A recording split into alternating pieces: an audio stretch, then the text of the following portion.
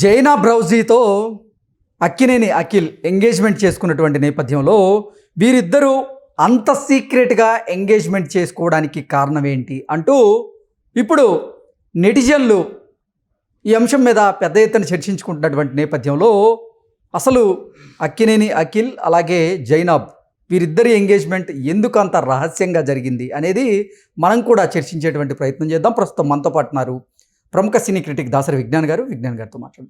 విజ్ఞాన్ గారు హాయ్ అండి. నమస్తే. అక్కినేని అఖిల్ జైనాబ్ వీరిద్దరు కూడా నిన్న ఎంగేజ్మెంట్ చేసుకున్న విషయాన్ని నాగార్జున సోషల్ మీడియా వేదికగా వెల్లడించిన నేపథ్యంలో వీరిద్దరూ అంత రహస్యంగా ఎంగేజ్మెంట్ చేసుకోవడానికి కారణం ఏంటి అంటూ నెటిజన్లు పెద్ద ఎత్తున సోషల్ మీడియా వేదికగా చేసుకొని చర్చిస్తూ ఉన్నారు. ఏంటి అసలు వీరిద్దరు అంత రహస్యంగా ఎంగేజ్మెంట్ చేసుకోవడానికి కారణం ఏంటి? యాక్చువల్గా వీళ్ళ పోలికలు ఎలా వచ్చాయి అంటే సరిగ్గా 7 ఏళ్ల క్రితం కూడా సమంత నాగ చైతన్య పెళ్లి చేసుకునే టైంలో నాగార్జున గారు అఖిల్ ఎంగేజ్మెంట్ గురించి ఒక ప్రకటన చేశారు ఆ పిల్లతో. తర్వాత అది ఎయిర్పోర్ట్లోనో ఎక్కడోనో చెడింది. ఈ తర్వాత ఇప్పుడు వీళ్ళు మళ్ళీ అదే లింకులు పెట్టి మళ్ళీ చైతు అండ్ శోభిత దులిపాలే రేపో మాపో పెళ్లి చేసుకోబోతున్నారు December 4. సరిగ్గా ఇదే టైంకి నాగార్జున గారు మళ్ళీ ఒక ప్రకటన విడుదల చేశాడు, చిన్న పిల్లాడుతో ఇంకో అమ్మాయిది ఎంగేజ్మెంటు అని, జైనా బ్రౌజీ. ఈ అమ్మాయి గురించి ఆల్రెడీ మనం మాట్లాడుకున్నాం.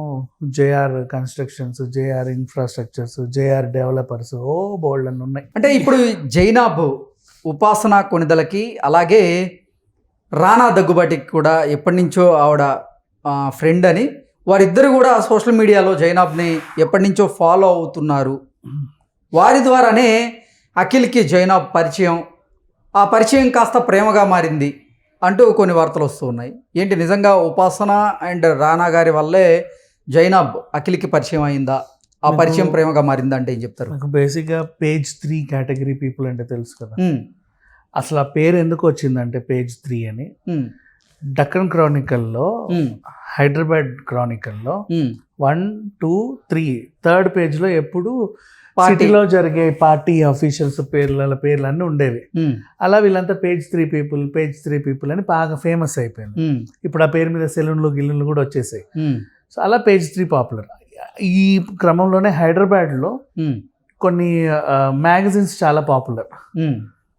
ఫర్ ఎగ్జాంపుల్ U&I కానీ, లేకపోతే సోషలైట్ కానీ, సెలబ్ కానీ, ఫేమస్ కానీ, ఇలా కొన్ని పత్రికలు ఉన్నాయి. ఇవి ఎక్కడెక్కడ చూస్తామంటే హై ప్రొఫైల్ సెలూన్స్ చూస్తాము, బిజినెస్ పీపుల్ వాళ్ళకి సంబంధించిన కిట్టి పార్టీలలో చూస్తాము, అండ్ బొటిక్స్లో చూస్తాం. మోస్ట్లీ బొటిక్స్, అన్ని బొటిక్స్లోనూ ఉంటాయి.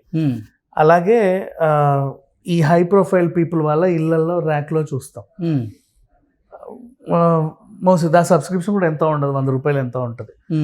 సో దీంట్లో ఏంటంటే ఇప్పుడు నీ page 3 గురించి చెప్పాయి కదా, ఇందులో అన్ని పేజీలు వీళ్ళే ఉంటారు, 1, 2 అని కాదు. సో ఉపాసన ఇంట్లో పార్టీ అయినా వీళ్ళు కవర్ చేస్తారు. అక్కడ ఎంతమంది ఉన్నారు అని టిక్ చేస్తే అక్కడ రౌజీ ఉంటుంది. రానా ఇంట్లో జరిగే ఏదైనా వేడుక ఉన్నా వీళ్ళు కవర్ చేస్తారు, అందులోనూ ఎక్కడో రౌజీ ఉంటుంది. రౌజీ ఇంట్లో ఏదైనా వేడుక జరిగినా వీళ్ళు కవర్ చేస్తారు, అందులోనూ వీళ్ళు ఎక్కడో కనపడతా ఉంటారు. నౌ ఏ పార్టీ, వీళ్ళందరూ కలిసి ఎక్కడన్నా పబ్బుకో గిబ్బుకో వెళ్తే 4 సెలబ్రిటీస్ ఉంటారు, కొన్ని మనకు తెలియని మొహాలు ఉంటాయి. వీళ్ళెవరా అంటే వాళ్ళు తెర మీద కనబడరు కాబట్టి మనకు తెలియదు అంతే. కానీ వాళ్ళు కూడా ఈ సోషల్ పీపుల్కి చాలా దగ్గరగా ఉండేటువంటి కొంచెం బడా పారిశ్రామికవేత్తల పిల్లలు. సో ఇలా తరచూ అక్కడో ఇక్కడో చూసినప్పుడు మనం అందరం కలిసే ప్రతి గెట్ టుగెదర్లోనూ ఖచ్చితంగా వాళ్ళు ఉంటారు వీళ్ళు ఉంటారు అనే దగ్గర వీళ్ళు అటెండెన్స్ కూడా ఉంటుంది. ఈ క్రమంలో ఇప్పుడు బయటికి వస్తున్నాయి ఇవన్నీ. అంటే ఆ మ్యాగజైన్స్ గతంలో వచ్చినవన్నీ తిరిగేసిన వాళ్ళు, అప్పుడు టిక్కులు పెట్టుకున్న వాళ్ళు వీళ్ళెవరు అని, ఇప్పుడు ఆ మొహం ఇక్కడ కనబడుతుంది.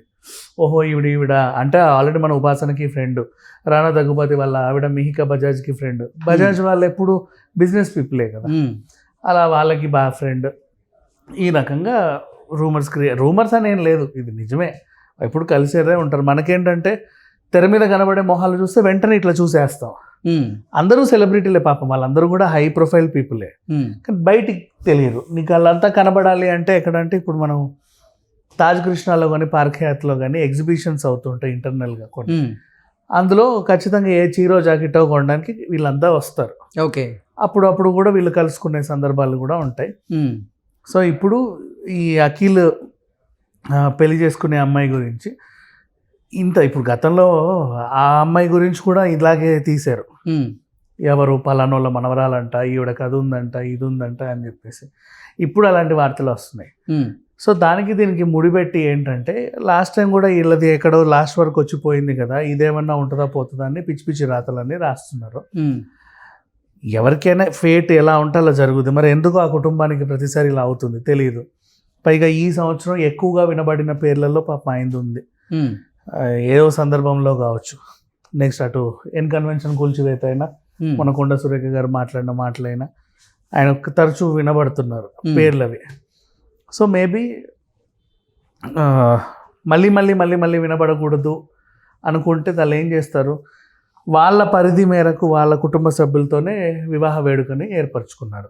ఓకే, అంటే రహస్యంగా ఇప్పుడు ఎంగేజ్మెంట్ చేసుకోవడానికి కారణం కూడా అదే అంటారా? రహస్యం ఏం లేదు లేదు లేదు రహస్యం అని కాదు, రీజన్ వాళ్ళే సంతోషంగా సెలబ్రేట్ చేసుకోవాలి అనుకున్నారు కుటుంబ సభ్యులు. ఆ కుటుంబ సభ్యులే ఇంతమంది ఉంటున్నారు, ఇంకా ఓ పెద్ద ఘనమైన వేడుక చేసి హైదరాబాద్ అంతా పిలవాల్సిన అవసరం లేదు. పైగా ఒక చిన్న ఎంత తోడికైనా ఒక చిన్న ఇది ఉంటుంది, వాళ్ళు చేసుకోవాలంటే వాళ్ళకే సొంత కన్వెన్షన్ ఉంది. ఎవడెవడెవడో వచ్చి పెళ్ళిళ్ళు చేసుకుని పోయే వాళ్ళకి మనకే సొంత కన్వెన్షన్ ఉంది. మనం ఇప్పుడు అందరినీ పిలవాలంటే ఇంకొకటి కన్వెన్షన్కి వెళ్ళి పెళ్లి చేసుకోవాలి. అవునా? ఒకప్పుడు వీళ్ళకి కన్వెన్షన్ ఉండే, వాళ్ళు కూల్ చేశారు, అందుకే ఈ కన్వెన్షన్లో చేసుకుంటున్నారు అంటారు. నిజమే కదా, అంత అవసరం కూడా లేదు కదా సీరియస్లీ.